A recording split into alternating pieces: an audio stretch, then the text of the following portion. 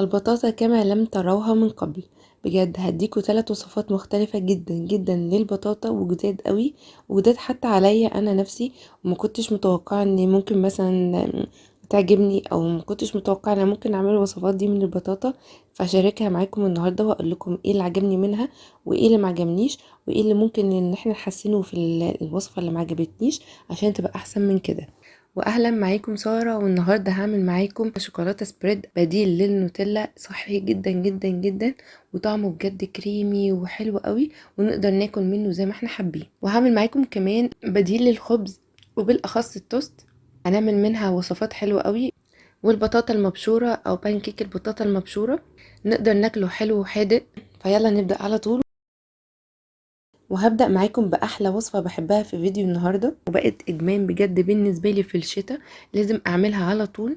بديل صحي جدا جدا جدا للشوكولاتة، وأقدر أكل منها زي ما أنا حابة. في حلة أو في كنكة أو في أي حاجة هنضيف نص كوباية من اللبن، 5 أو 7 تمرات شوكولاتة دارك، وممكن نخليهم 3 مش حابين كمية التمر تكون كتيرة. أو المكون اللي احنا هنضيفه بعد كده اللي هو البطاطا كانت مسكرة شوية، فما نزودش من التمر على حسب الرغبة بتاعتكم. هضيف معاها كده مكعبين 3 من الشوكولاتة الدارك، معلقة كبيرة مليانة من الكاكاو الخام. هقلبهم كويس جدا، وبعد كده على نار هادية مع التقليب المستمر لحد ما الاقي كل حاجة من دول دابوا مع بعض، والاقي كمان ان التمر خلاص طري معايا. وفي الخلاط هنضيف بطاطا وسط تكون مشوية ومقشرينها، هضيف عليها الخليط بتاعي وهو لسه سخن. هضربه كويس جدا جدا مع تقليب. لو لقيت ان الخلاط بتاعي مش داير كويس يبقى هوقف وابدا ان انا اقلب كده شويه فيه، وارجع تاني اضرب لحد ما الاقي ان القوام ناعم جدا جدا جدا ومفيهوش اي كتل. انا كمان عملت معاكم فيديو قبل كده البطاطا البانكيك البطاطا، وكنت ضفت معاه الصوص البطاطا دلوقتي بالشوكولاته، فدي وصفه عملتها معاكم قبل كده فتقدروا ترجعوا لها. وتاني وصفة معانا وهو بديل الخبز بدون اي نوع دقيق نهائي، حتى لو دقيق شوفان او دقيق حبة كاملة، وفي الشكل بالظبط كده نقدر نعملها معاملة التوست بالظبط. هديكوا شوية افكار، بس الاول هقولكوا ازاي انا عملتها. انا جبت البطاطا ويكون الحجم بتاعها حلو، لو الحجم بتاعها اقدر اقطعه بالطول بالشكل ده فتمام، هقطعها كده بالحجم اللي انا حباه. بس ما تخلوش الحجم بتاعها كبير قوي عشان هتاخد معاكم وقت شوية في التسوية، وفي نفس الوقت مش هتطلع معاكم مقرمشة. هيبقى طعم البطاطا طاغي قوي على الحاجة اللي احنا نحطها على الوش. نقطعها بالعرض كده زي ما انتم شايفين، تبقى معانا دواير. هدهن كل شريحة بالزيت من فوق ومن تحت، وهسيبها في الفرن لحد ما تكون استوت وخدت لون حلو من تحت، وايد كمان الشوايه واخليها تاخد لون حلو وتحميصه كمان حلوه. لو لقيت البطاطا من تحت مش واخده لون حلو فاقلبها كمان على الناحيه التانية واديلها لون حلو.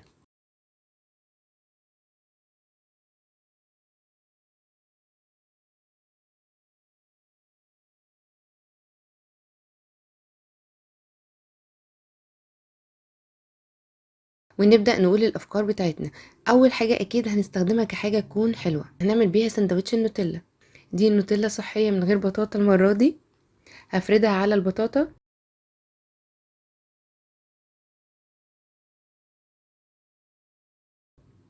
نقطع عليها أي نوع فاكهة احنا حابينه، ممكن نحط معاها كمان زبدة فول سوداني بتبقى طعمها حلو قوي. الفكرة التانية واللي هي بجد يعني أبهرتني بصراحة، ما كنتش متوقعة الطعم بتاعها يكون كده. هنجيب الجبنة القريش، الجبنة القريش بس تكون جبنة طازة. عارفين الجبنة لما بتجيبوها القريش كده بتبقى طازة وبيبقى طعمها كريمي قوي، مش مضاف لها اي ملح، وبتكون فريش كده، بتبقى القوام بتاعها كريمي وطعمها كمان كريمي قوي. هنا انا بحب استخدمها الجبنة اللي احنا بنضيفها على التشيز كيك بالظبط، فانا هضيف منها قطعة هنا. ويفضل ان انا اكون هرساها الاول وعاملاها سبريد، يعني تكون القوام بتاعها ناعم قوي كده. وممكن اضيف معاها معلقه من القشطه، معظم الوقت بعملها كده، وبضيف معاها كمان ربع كوبايه من اللبن، وبضربهم كويس جدا. بتبقى عامله زي الجبنه اللي هي السبريد او الجبنه كوبايات الجبنه المطبوخه، مع اختلاف واحد بس ان انا ضايفه عليها عسل. ممكن اضيف في الوصفه نفسها او في الجبنه اللي انا بعملها نفسها عسل، او ممكن اسيبها من غير اي حاجه عشان اقدر استخدمها في طريقتين، حلو او حادق. وكمان الجبنه دي مش موجود فيها اي ملح، يعني مش مضاف لها اي ملح خالص. فهنا هضيف معلقه صغيره خالص من العسل على الوش. خليكم فاكرين زي ما قلت لكم ان تعملوها بنفس الطريقه اللي انا قلت لكم عليها، تبقى احلى بكتير. وبدل اللبن في معظم الوقت بضيف عليها كوبايه من الزبادي، بتخلي الطعم بتاعها صور اكتر وبتخلي كمان الطعم بتاعها كريمي اكتر. بضيف على الوش كمان اوقات مكسرات بيكون طعمها حلو قوي، ممكن اضيف عليها حبه البركه او سمسم بيبقى كمان طعمها حلو قوي. فكرة تانية حبيت بس اقول لكم ان احنا السبريد الشوكولاتة اللي احنا هنضيفه هنا ممكن نزود عليه مش مجرد بس فواكه، لا ممكن نحط عليه اي نوع من مكسرات احنا بنحبها. انا حطيت هنا لوز ني، ولما بحط كمان معاه بندق بتبقى عاملة بالظبط زي النوتيلا اللي هي معمولة من البندق. لو مش متوفر عندكم زبدة فول سوداني تقدروا تعملوا بديل عنه بالطحينة. لو مش متوفر عندكم الطحينة وحابين زبدة الفول السوداني، نفس المعاملة اللي احنا نعملها هنا هي نفس طريقة زبدة الفول السوداني.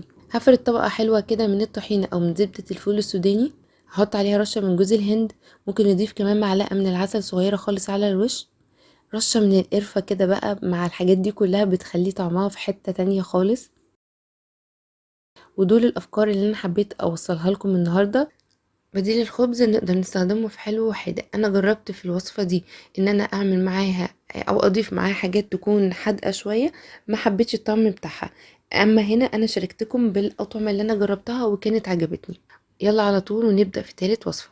في وصفة كده بنعملها بالبطاطس، بنبشرها وبنعمل بيها الوصفة دي. هي نفس الوصفة بالظبط اللي بنعملها بالبطاطس، هعملها معاكم النهاردة بالبطاطا، بس هنعملها نقدر ناكلها يعني بطريقتين، حلو وحادق. جات لي الفكرة وانا بعمل البطاطس، ففي نفس الفترة دي انا كان عندي بطاطا، فقلت طب ليه ما اعملش بدل البطاطس البطاطا. هنحتاج بطاطا تكون مبشورة، هضيف عليها معلقة كبيرة من الشوفان المطحون، دقيق الشوفان. معايا تقريبا 2 بطاطا مبشورة، بطاطا تكون وسط، عليها بيضة، رشة من الملح. هقلب كل حاجة مع بعضها كويس جدا. عارفين لما بنيجي نعمل الطعمية بالظبط، انا هعملها كده دواير زي الطعمية بالظبط، وهحطها في طاسة تكون سخنة جدا جدا على النار، واحط فيها حبة من الزيت وامسح الطاسة كلها. بعد كده هبدأ ان انا اشكلها واسيبها لحد ما تكون استوت وخدت لون من تحت، وبعد كده اقلبها على الناحية التانية. نقطة مهمة هنا قوي قوي، الدورية بتاعتنا ما تكونش منفوخة قوي، يعني ما يكونش فيها كمية بطاطا كتير، عشان طعمها ما حبيتوش قوي. زي ما كنت جربتها قبل كده كان السمك بتاعها رفيع، فكانت طالعة مقرمشة، فكان طعمها حلو. اما هنا كانت طرية من جوه شوية ومقرمشة من بره بسيط. البيض والدقيق هنا هيعملوا كعامل ربط معايا للبطاطا المبشورة كلها مع بعضها. فممكن بعد ما اضيفها هنا ابدا ان انا مثلا اضغط عليها شويه باي حاجه سباتيولا او باي حاجه تكون معايا كده مستقيمه، اضغط عليها شويه، ممكن ابطط فيها شويه الحجم بتاعها. شايفين بعد ما قلبتها على الناحيه التانية، هو ده اللون اللي انا بقول لكم عليه، وهو دي التحميصه اللي انا بقول لكم عليها. لما بيكون الحجم بتاعها رفيع شويه بتبقى التحميصه دي من فوق ومن تحت، ومن جوه كده بيبقى طري بسيط خالص. اما لما نخلي الحجم بتاعها تخين شويه من على الطرفين مقرمشه بسيط خالص، بالنسبه لكميه البطاطا اللي بتكون في النص بتبقى طريه. طريقه تانية انا جربت بيها البطاطا المبشوره بنفس الخليط اللي انا عملته معاكم دلوقتي. انا حطيت زي دايره كده بس مفرغه، وفي النص ضفت بيضه، واغطي الطاسه بتاعتي لحد ما تكون البيضه استوت. في الاخر خالص هضيف عليها رشه من الملح ورشه من الفلفل. هنا اقول لكم ايه اللي عجبني في الوصفه دي وايه اللي ما عجبنيش. اول حاجه عجبتني ان انا الطريقه دي مختلفه شويه، وزي ما قلت لكم كنت عملتها قبل كده السمك بتاعها ارفع من كده، فكان طعمها مقرمش وحلو. كلتها مره بصوص الزبادي اللي بالفانيليا وبالعسل اللي انا قلت لكم عليه، وكلتها كمان بعسل بس على الوش كده وهي لسه طالعه سخنه مع كوبايه النسكافيه، كان بجد طعمها حلو قوي. اما هنا مع البيض الصراحة طعمها ما عجبنيش قوي. هي كانت عايزة حاجة بس مختلفة فيها اللي انا اغيرها، ان انا اضيف في الخليط اللي انا عملته ده الملح والفلفل عشان يبقى متبهرة من جواها. انما وانا باكل البيض كده كان هو حادق وفيه فلفل، بس البطاطا كانت عاملة طعم كده مختلف. فانا جربتها بعد كده زي ما قلت لكم لما حطيت الفلفل والملح كانت عجباني اكتر من ان انا اضيف الفلفل والملح على الوش.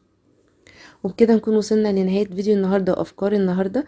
يا رب تكونوا استفدتوا منها وتكون عجبتكم، وما تنسوش تتابعوا سلسلة البطاطا لوصفات تانية مختلفة، واسمعوا الفيديو كمان اللي قبل كده. أقابلكم إن شاء الله في فيديوهات وصفات تانية مختلفة، والسلام عليكم.